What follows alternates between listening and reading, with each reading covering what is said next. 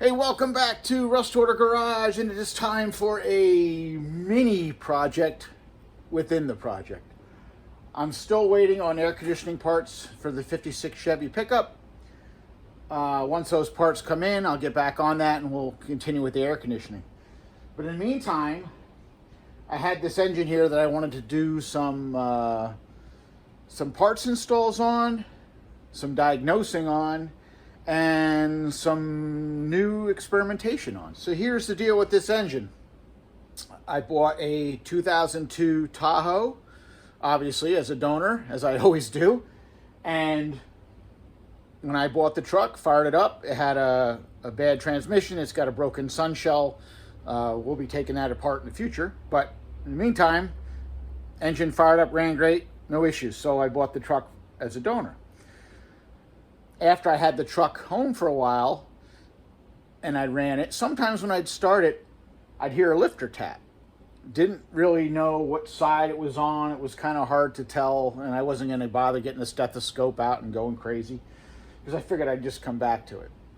So what this is it's a Z code, so it's a Flex Fuel L59 2002 5.3. I know it runs great. It just has an intermittent lifter tick, and the other thing was the oil pressure gauge on the truck was wonky. It was just, doing this. So I couldn't tell if I had a bad sending unit, if I had a bad gauge, or if I really did have an oil pressure problem. I don't know. That is the first thing I want to look at on this engine. So to verify what the oil pressure really is, obviously I have to put a mechanical gauge on this thing. And obviously to start it, I've got to put a harness on it. So the first, I'll say part one of this adventure is going to be, I'm going to remove all the factory wiring. I don't think I have to take much else off. Maybe I'll remove the fan. Exhaust manifolds are going to come off because I have another set that have mufflers on them. I'm not going to put a radiator and everything on it right now. I'm just going to put it on, but then we're going to install. If you saw my video with the $40 eBay harness that I bought online, unknown from not even from the manufacturer, it's from another person who had bought it. And I went through that harness, and I'm going to put that harness on here to hopefully start this thing. And we will go over the eBay harness install, hopefully fire it up on the stand right here. And then I want to see if I can get the lifter tap. I have not taken the valve covers off this thing. I've not done anything to it. But I want to start it with a mechanical oil pressure gauge on it and see, does it really have low oil pressure or not? Because if it is low oil pressure, then there's some things I want to look into. I am going to swap the oil pan on this, and I'm going to go over all the different eBay options, at least the most common ones. And I'm going to swap the pan on this because this is going to go into something. But while the pan is off, I want to see, is the oil pickup O-ring crushed? Is it flat or cracked or something? And I'm going to say if it has low oil pressure. We will go over all that and things that can cause low oil pressure. And I don't know everything, but I'm going to go over at least what I know. So, like I said, I haven't diagnosed anything on it. So, first thing will be get all this stuff off of here. We're going to put the eBay harness on, start it up with a mechanical gauge, and see what the oil pressure really is. All right, so first thing I'm going to do is remove this wiring harness from the engine. Get the PCM off here. We're going to need that to go with the other harness. And the seals always get stuck on the PCM. Just take them off, put them back on the harness connectors. Now, one thing I suggest, if you're new to this, familiarize yourself with all the sensors. I can go over them all, but you should really get used to what is what and what connector is what. And what I would do is take a lot of pictures if you're not familiar with it, and I would buy a whole bunch of these. You can get these cheap online. I think I bought about 1,000 of them in a box. Because when I first started doing this a couple years ago, I haven't been doing LSs that long, I label everything just to make sure when it goes back together, I know what it was. After tearing, 30 harnesses off of engines, you learn what they are. But when you start off, these are good to have to label things so that if you put it back together in a year, you know what's what. Wiring harness is removed. pretty straightforward, just clips. The only clip I want to show you that's different than what I'm used to is the EV6 injectors have a different lock. So I will show you how that releases. But for the newbies, let me go over every sensor on the engine, every connection. That way you can label them even if you're not quite sure what they are. I'll tell you what they are, and then you can just label your harness. Save it if you want or not. I don't plan on reworking any stock harnesses anytime soon, but I always save them because you never know, I may decide just, hey, let's just do it. All right, let's start at the back of the engine. Connections at the rear. We have a ground wire that was here. Get this on the camera here. Ground wire was here. This is our cam position sensor, CAM. This is our oil pressure sensor. Up top on the intake manifold, this is the MAP sensor, MAP. Also on the intake manifold, this is for the knock sensors, and you can see it has its own harness that runs around underneath the intake manifold, if you haven't seen that before. Moving to the driver's side of the engine, we have our 4 injectors, obviously, that are in there. And these are the EV6 style, because this is a flex fuel engine. And a real fast way you can tell if you have a flex engine is look at the fuel rail crossover. If it's made of stainless steel, it's going to be a flex fuel engine unless somebody swaps stuff around. So you have your 4 injectors. You have your coil pack connector here. You have your coolant temperature switch, or people say CTS, coolant temperature sensor, I should say, is probably more accurate. That's for the PCM to know the temperature of the engine. Up on the alternator, this is where the 12-volt battery feed went to the alternator. Alternator connection here. On the throttle body, we have our IAC connection, which is the idle air control. Down here we have the TPS, throttle position sensor. Tells the computer what position the throttle's in. Passenger side of the engine, same deal. You have your 4 injectors, you have your coil pack connector, and then down underneath we have our crank position sensor, CPS, and this guy here is for low oil level. That obviously is gone too once we do the swap. And then your air conditioning compressor is going to have 2 connections, one here, and not all, but if you have one with a high pressure switch on the back, that's what that is right there. Almost forgot. This guy right here. This is the evap solenoid. You won't need it for the swap, but you don't have to remove it either. You could make a plug to replace it, but just as easy to leave it there if you're going to use the factory intake manifold. One more I forgot about because it's not as common. If you have variable power steering, there's a switch here back to the computer. So you may have a connector on the back of your power steering pump. You may not. Not needed for the engine swap. All right, I think I've covered everything. If I see something I forgot, I will mention it.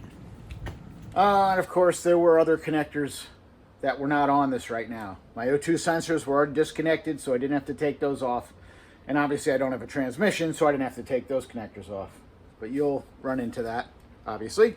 The only thing I wanted to show you as far as the connector are the EV6 injector connectors.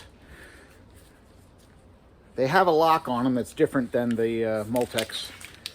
And if you look at it from the engine side, you'll see it looks like this. If you put a screwdriver, thin screwdriver in here and lift, hard to do while I'm holding it like that, but it slides up like that, and then you can just squeeze the top and it will release the lock on the injector. You can see it in there. It only moves up a little bit. It just kind of snaps up. If it comes off completely, it's not a big deal. You just slide it back on, but that's how you release the EV6 connectors. All right, next thing I'm gonna do is pull the exhaust manifolds because I need to switch to my, quote, run stand exhaust manifolds with the mufflers on them. I already removed all my plug wires. If you just pull on these, most likely they're gonna rip. So what I'll usually do is grab them with a channel lock, give them a little twist and pull them, and they'll usually come off. If you're going to replace them, I guess it doesn't matter, but I want to save them at least to do this on the run stand. And, you know, they've already been replaced recently, which these look like they're not old. There's no sense throwing them away. So this is a rarity. I have no broken exhaust manifold bolts. First time ever. But they may have been fixed in the past. This truck was well maintained, which is kind of why I'm not sure if it's got a real oil pressure problem or it's just a worn rocker arm or something, because everything on this truck was very clean, looked well maintained, definitely not rode hard and put away wet. It was somebody's family vehicle. So this is a nice surprise. I've already broken all the bolts loose with a 1/2-inch drive ratchet, and everything's ready to come apart. So we'll take these off.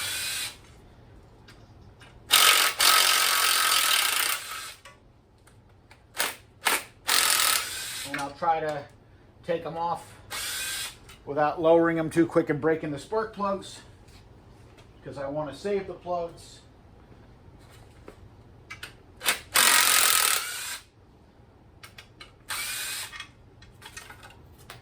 There we go.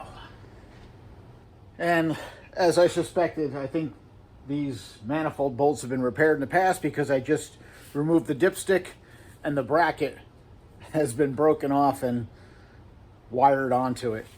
So somebody took that manifold off, couldn't get this out, and broke the bracket off. It's common. We'll weld it right back on.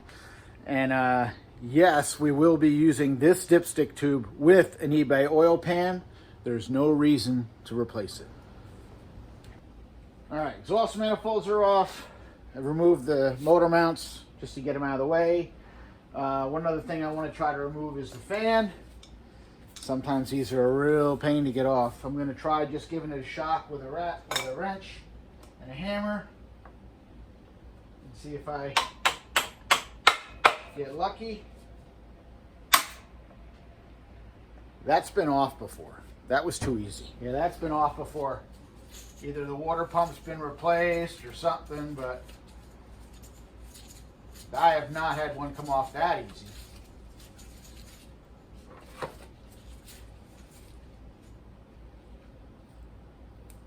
Yeah. There's little witness marks on the nut, like a chisel or an air hammer was used to get this off in the past. That explains that.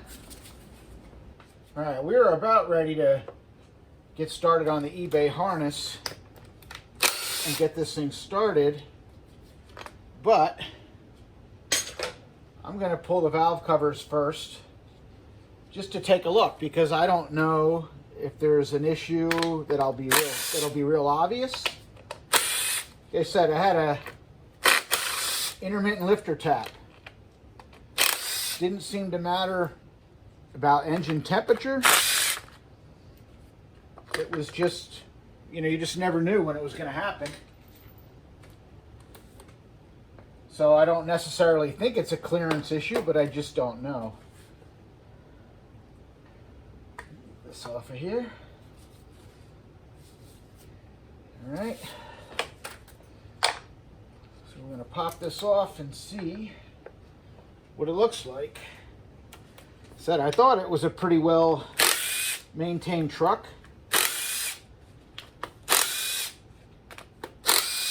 But I also don't remember how many miles were on this engine. I think it was close to 200, if not 200. Let's see. Everything looks good. I don't see an abnormal amount of junk in there. A little bit of sludge on that inside one of the head bolt holes, but nothing terrible. And I've got a 24 millimeter socket on the crank, and I'm just going to turn it over. See if I feel anything obviously loose. All right, everything on the passenger side head looks normal. You know, this engine, like I said, it had, if not 200,000, close to 200,000 on it. So, you know, there's a little bit of grime in there, but certainly nothing that looks scary. I pulled all the plugs obviously they are not originals because they are auto lights. They all have some black on them, carbon, burnt oil a little bit, but you know, that's to be expected on these because the PCV system is not good. So, you know, anytime you pull an intake off one of these, there's always oil in the intake ports. So I don't get worried about something like that. I ran this engine and I know it ran great. It wasn't smoking that I could see or anything. So next thing I'm going to do, because I pulled the plugs, what I want to do is I'm going to turn this engine over with a ratchet and just check for any loose rocker arms. I can't check for wear on them or wear on the push rods, but we will check that when we do the cam swap. Right now, I just want to see if there's anything obviously loose. So I'm just going to turn this over, and on each cylinder that's obviously not opening a valve, just going to check the rocker arms. This guy's a little loose, but there's no lash in it. In fact, they may all be about the same. Let me see. I don't feel any lash in anything, so I'm not going to be worried about that. So I'm going to do the same thing on the other side. Pull the valve cover, see how it looks. Check for anything obviously wrong. Put it back together. Back together. I checked the driver's side under the valve cover. Looked like it had a little bit of moisture on that side, but nothing terrible. Nothing obviously wrong. So clean it up, put it back together. Started cleaning some of the gunk off this engine. This thing is ridiculously dirty, and what I found is this oil fill tube here is not on correct. Looks like they cross-threaded it, and I wouldn't be surprised if oil was coming out of that and getting all over the engine. Also, the front timing cover seal is probably leaking because the front is just disgusting. The water pump, I can feel a little bit of play in it. It wasn't leaking as far as I know, but just looking at it, I can tell it has not been changed. A lot of these engines, when I pull them out of the trucks, I can tell the water pump's been replaced recently, so I reuse them. This one's a sludge puppy, and it's obviously not been changed, so that water pump's going to get replaced. So rather than fight all this grease and disgustingness, we're going to do a cam change on this thing anyway. So I'm going to remove the water pump, remove the front end accessory drive, air conditioning compressor, and just get the front of this thing stripped down now. We can still run it like that. We're not going to put a radiator in anyway, so we can just do it without the water pump. And that'll make things easier to clean up, and maybe it'll make it easier to see what's going on as well. All right, so to remove the accessory drive with the alternator, power steering pump, it's 5 bolts. I know for those of you who know this stuff, it's no big deal, but if you're new to this stuff and you're learning, sometimes these little details help them, so I do it. There's 5 bolts, one on the side. They're all 15 millimeter. The one goes through the power steering bracket. One on the bottom here. 2, 3, and there's 2 that go into the cylinder head. 4 and 5. Now this, let's see if I can get a hold of this. Probably gonna block the camera. There we go. And like I said, this water pump's gonna get replaced. It's disgusting, but I gotta save the tensioner. I'm gonna keep that. Get those loose. And this one's covered with grease. Go.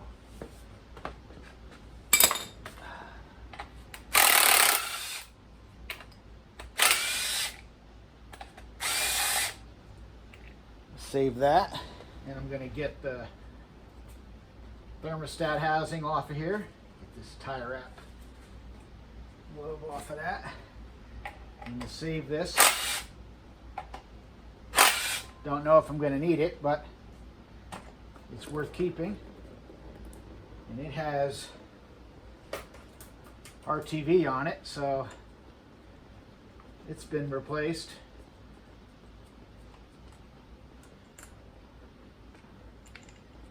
Should not need RTV on an O-ring seal. All right, we'll get the air conditioning compressor off next. It's a 3/8 drive to get the tensioner and get the belt off.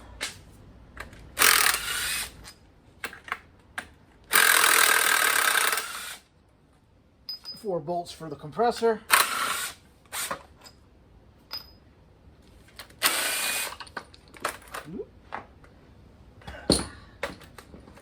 And then we'll get the bracket off.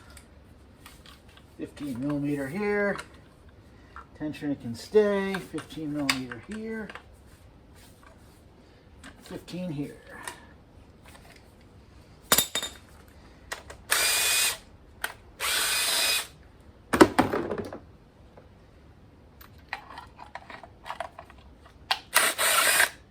Another greasy part. All right, finally, I think we're down to the last part before we can start moving forward. Get the water pump off. 6 bolts. That's tight. That one feels corroded into the water pump or the block, but it's not breaking, so that's good. That one's good. That's good. That one. Another one. That's good. That's why I use a ratchet usually first before I go right to the impact. I like to feel how the fasteners are coming out. If they're going to be cross-threaded or seized or whatever, I'd rather feel it with my hands first.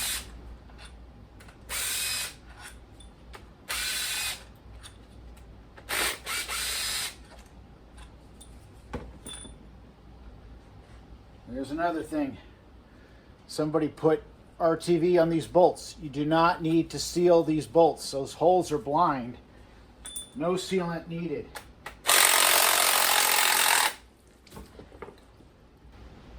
Alright, I got the water pump off. You can see what a mess the engine is. Somebody used, looks like paper gaskets and RTV, cheaped out, didn't use the regular metal with O-ring seals that don't need any sealant. And I don't know if that's why this is so disgusting here, like it was leaking and just making a mess of everything. Just don't know. I'm going to replace that timing cover seal anyway while we do the cam. But man, it just made a mess of things. So I got to clean that up a little bit before we continue. Okay, finally. It's cleaned up enough that it actually looks like something and we can work with it now. Whoever put the water pump on this thing, they used some kind of paper gaskets or something with some kind of nuclear glue that did not want to come off, but it wasn't done correctly, and it looked like the bottom of the water pump on both sides may have been leaking, which would explain why there was just caked up gunk everywhere. Plus this oil filler tube, it was not in correctly, so that wasn't sealing, so there was oil everywhere from that. That's fixed. Took a while to clean up the water pump. All right, it is the next day. I am sorry if that was a lot of video in preparation, and I was going to skip a lot of it, but you know what? I got to remember, a lot of people are new to this stuff, so you know, sometimes it's good to show the details, and if you don't need that stuff, just fast forward through it. So this is the eBay wiring harness, and I'm going to install. If you saw my video for the $40 harness, that's what this is. And we're going to put it on, see if we can fire this thing up, and check the oil pressure. So I guess before I put this on, I should put a mechanical oil pressure gauge on here. So let's get that done. All right, got my oil pressure gauge here that I use on all different engines. Got my usual 1/8 inch pipe thread adapter on there, so I need an adapter to go to the LS engine because it's metric thread. You can buy them online for not much money if you need them. I tend to make my own, and this is how I do it. Here's my factory oil pressure sending unit. Hammer.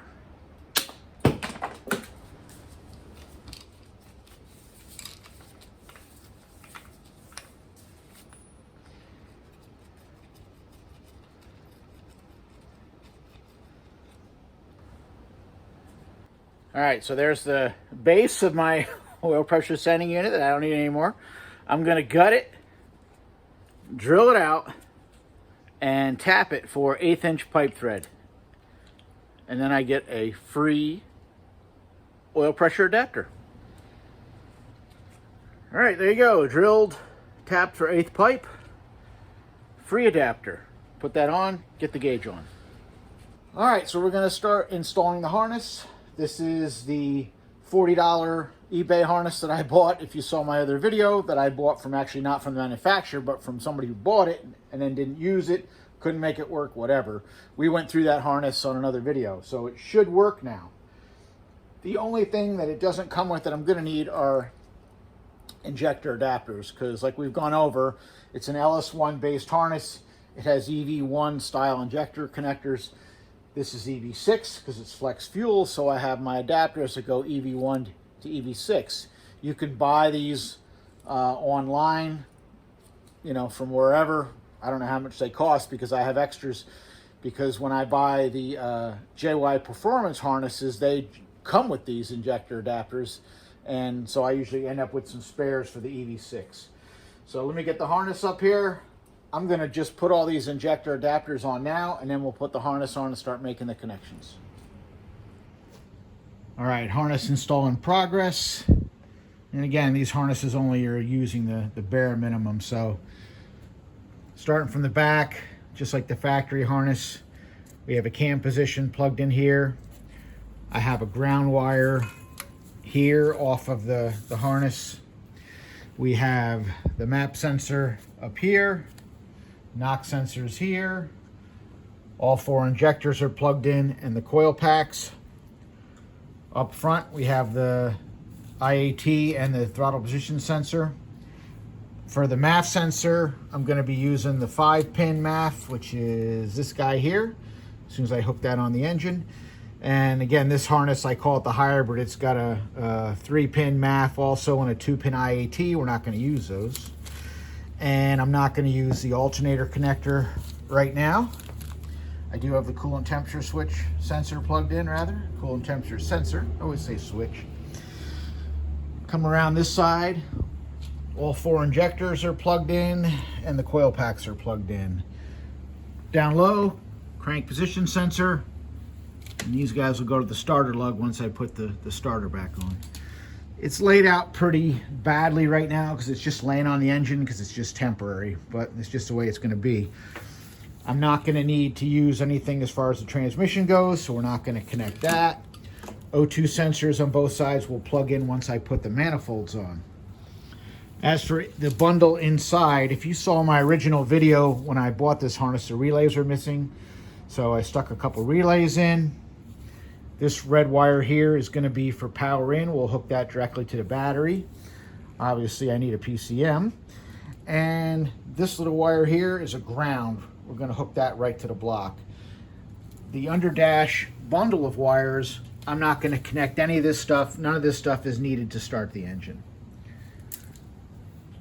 So I'll come back here when I get the rest of this stuff hooked up. All right, getting closer.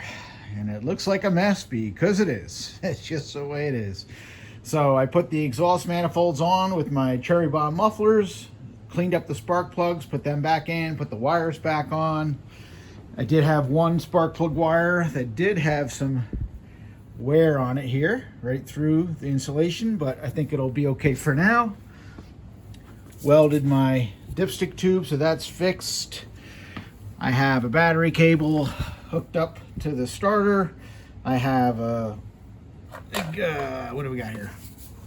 A remote switch here to crank over the engine. I have the 2 red wires from the wiring harness connected to the starter.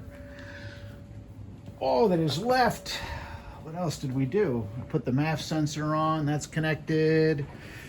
This little red wire here from the fuse box, that would normally go to ignition, key on, and cranking. I'm going to run it to a jumper wire down to my battery, which is of course connected to the starter and to the block. And then what else here? Oh, I have the vacuum line to the power brake booster. Had to plug that off. My O2 sensors are not going to be connected because the sensors that I have on these manifolds are for reference grounded hardware, I should say. So this is not going to work with this harness because this harness is for case grounded O2 sensors. So I'm not going to plug them in. I just got the connectors routed up out of the way. So what's left? I have to hook up my fuel system and put the PCM on. All right, moment of truth. I have the fuel system connected. I have my ignition wire on a jumper here that I can unplug to shut off the ignition. I've got my remote starter here, and I have my oil pressure gauge right here, which is the whole reason we're doing this, to see if this thing has low oil pressure. At least that's the first part of this deal. PCM, I've turned off VATs and some of the DTCs that I don't need. So let's see what happens. I'm gonna hook up the ignition. I heard the relay turn on. Hook up the fuel system. All my wiring is clear of the flex plate and the front and the exhaust. It should fire. This always makes me nervous. Let me get this this thing away from the exhaust here. All right. Let's see. Let's see what happens.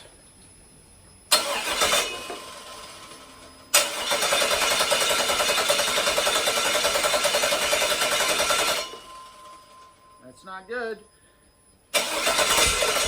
Oh, we're gonna go.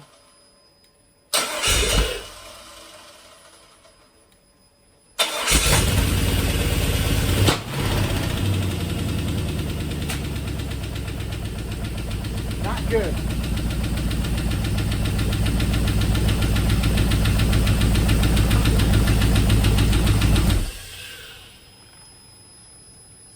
Zero oil pressure. All right, so that was not good. Not good at all. Scared the crap out of me when that thing popped like that. Didn't sound good. Oil pressure didn't look good. I'm gonna hook it up and try again. I checked all my injector adapters, and some of them didn't feel like they were seated all the way. They just weren't like snapped in. And didn't feel right. I'm just looking at anything else that could be wrong. This MAF sensor is an unknown. It's not the one that came with the engine. It's just one I stuck on there. But let's see what happens again. Hook up the ignition. Hook up the fuel. And let's see what happens here. We'll keep an eye on the oil pressure again.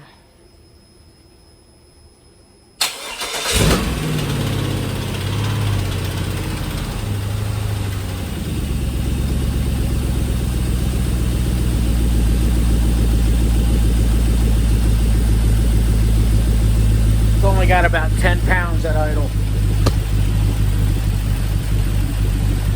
Not good.